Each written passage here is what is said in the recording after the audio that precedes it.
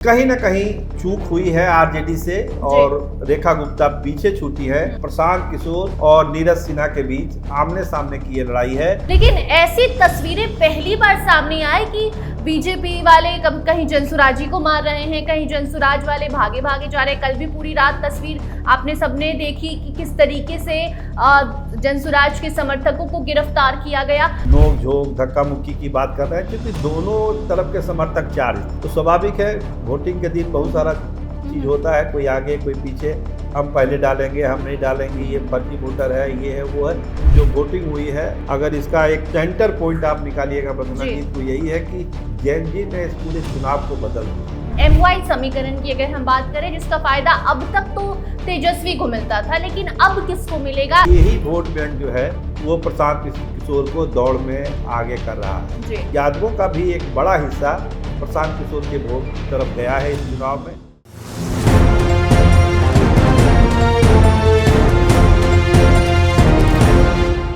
बांकीपुर उपचुनाव को लेकर आज वोटिंग अब समाप्त हो चुकी है। अभी हम आपको बताएंगे कि आज दिन भर क्या हुआ, माहौल पटना का क्या रहा और बीजेपी और जनसुराज में जो टक्कर देखने को मिली, जो झड़प देखने को मिली, इसका नतीजा परिणाम के दिन क्या आएगा। हमारे साथ हमारे editor in chief Saroj sir हैं। सर बहुत बहुत स्वागत है आपका। बहुत धन्यवाद।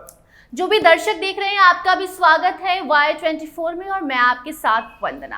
तो देखिए सर, आज बांकीपुर उपचुनाव के लिए वोटिंग थी और वोटिंग खत्म हो चुकी है। हमारे रिपोर्टर्स, हमारी टीम लगातार बूथों पर जा रहे थे और लोगों के मन को टटोलने की कोशिश कर रहे थे कि जो वोटर्स है उनके मन में चल क्या रहा है। क्या सचमुच बांकीपुर में बदलाव की लहर है या फिर सब कुछ जैसा चलता आया है वैसा ही चलेगा। पहले के मुकाबले इस बार वोटिंग भी काफी कम हुई है। एग्जैक्ट डेटा हम अपने दर्शकों को जल्द देंगे। तो ऐसे में आपको क्या लग रहा है आज की वोटिंग को देखकर, वोटिंग प्रतिशत को देखकर, माहौल को देखकर कि परिणाम क्या होगा? देखिए, शाम के 6 बजे हैं वंदना जी, हम लोग बैठे हुए हैं। तो जो आपने ठीक कहा कि जो बूथों से जो खबरें आई है, जो हमारे रिपोर्टर्स रिपोर्ट कर रहे हैं, हम लोग जहाँ जहाँ घूमे, आप जहाँ जहाँ गई, पटना के कई बूथों पर आप खुद गई, तो आपने जो समझा, हमने जो समझा और हमारे रिपोर्टरों ने जो खबर दी, एक चीज साफ है कि बहुत ही कांटे का मुकाबला है, बहुत ही कांटे का मुकाबला है। आप इसको आप एग्जिट पोल का नाम दीजिए, चाहे जिस पोल का नाम दीजिए, लेकिन कांटे का मुकाबला है बांकीपुर के इस बाय इलेक्शन। सर लगातार हम चर्चा कर रहे थे कि इस बार त्रिकोणीय नहीं, आपने कहा भी था कि चुनाव अभी वोट तो हो जाने दीजिए, और जब रिपोर्ट आ रही है ग्राउंड से तो ये साफ तौर पर देखने को मिल रहा है कि त्रिकोणीय नहीं बल्कि चर्चा तो सर बीजेपी और जनसुराज की हो रही है। एकदम सही कहा आपने, एग्जैक्टली यही हुआ है, जो उसका अनुमान था वही हुआ है। कहीं ना कहीं चूक हुई है आरजेडी से और रेखा गुप्ता पीछे छूटी है और मुकाबला लगता है कि जो अभी तो बहुत सारे बूथों से खबर अभी आनी है, लेकिन अभी तक जो खबर है वो यही है कि प्रशांत किशोर और नीरज सिन्हा के बीच आमने सामने की ये लड़ाई है।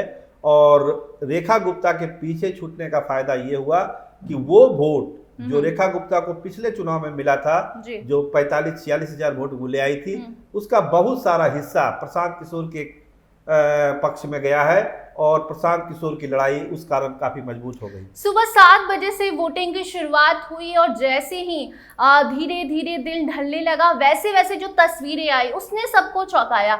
पटना में पहले भी वोटिंग हुई है, हाल ही में 2025 चुनाव खत्म हुआ, लेकिन ऐसी तस्वीरें पहली बार सामने आई कि बीजेपी वाले कहीं जनसुराजी को मार रहे हैं, कहीं जनसुराज वाले भागे भागे जा रहे हैं। कल भी पूरी रात तस्वीर आपने सबने देखी कि किस तरीके से जनसुराज के समर्थकों को गिरफ्तार किया गया। तो जनसुराज आरोप लगा रही है बीजेपी पे कि बीजेपी हार को देखना नहीं चाहती है।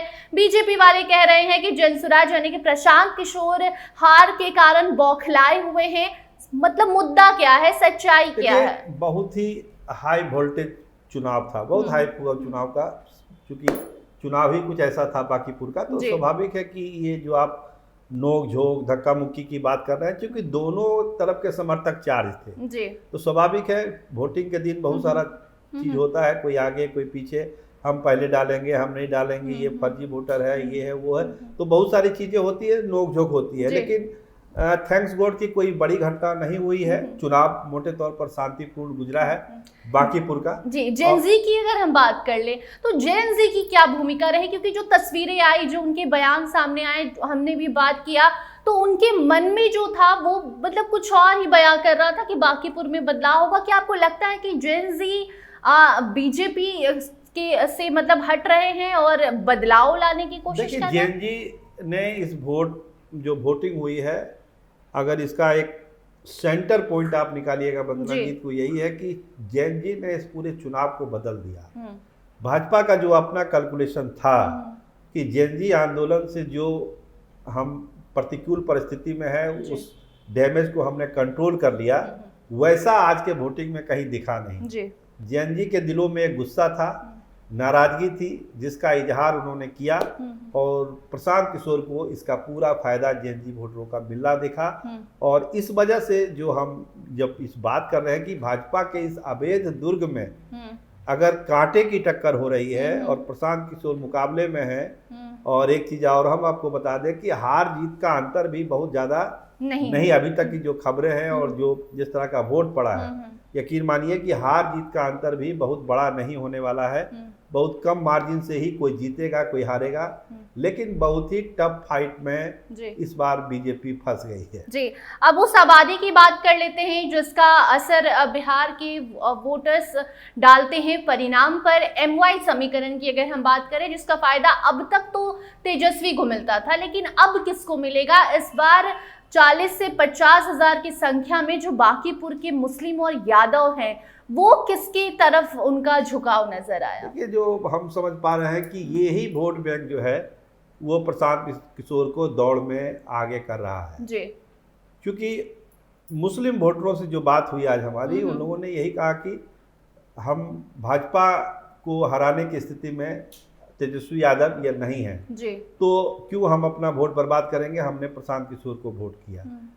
जो मुस्लिम में सारे बुजुर्ग भी, युवा भी, तमाम लोग, और सब्जी बाग और तमाम इलाकों में कहिए कि भर भर के वोट मुसलमानों ने दिया एकदम, और खुल के उन्होंने बताया भी, छुपाया भी नहीं कि हमने वोट, उन्होंने साफ कहा कि हमने बदलाव के लिए वोट कर दिया है। उसी तरह यादवों को भी लगा कि जो सरकार है अभी मौजूदा सरकार, वो कहीं ना कहीं यादवों के लिए अच्छा नहीं सोचती, अच्छा नहीं करती है।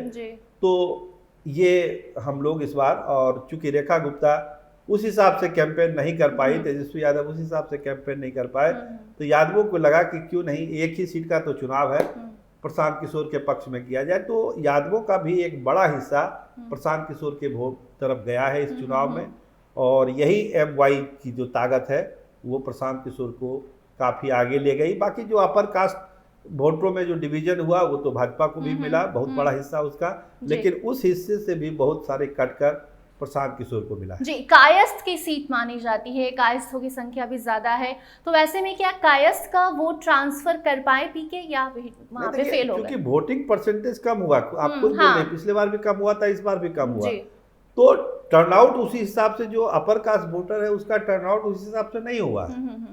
तो इस वजह से कायस्थों में, राजपूतों में, ब्राह्मणों में जो वोटिंग परसेंटेज होना चाहिए था उस हिसाब से हुआ नहीं है। तो इस वजह से भाजपा जो ये उम्मीद लगाई हुई थी कि इस सब सारे वोट हम समेट लेंगे, उसमें उसको थोड़ी निराशा हाथ लगी, और कुछ तो पार्ट काट के प्रशांत किशोर की तरफ गया ही गया। चलिए, बहुत बहुत धन्यवाद सर आपका। जी, बहुत धन्यवाद। तो जो भी दर्शक देख रहे थे, आपको हम काइंड ऑफ एक एग्जिट पोल बता रहे थे कि आज दिन भर क्या हुआ, बांकीपुर का राजा कौन बनने जा रहा है, और अगर जातीय समीकरण की बात करें तो जात किसके साथ जा रहे हैं, ये बताने की कोशिश हम कर रहे थे। बाकी इस चर्चा पर आप क्या सोच रहे हैं, आपके मन में क्या चल रहा है, कमेंट सेक्शन में बताना बिल्कुल भी मत भूलिएगा, और चैनल को like, share, subscribe YouTube, Instagram और Facebook पर हमारा साथ दीजिए, हमें सपोर्ट कीजिए और देखते रहिए Wire 24। धन्यवाद।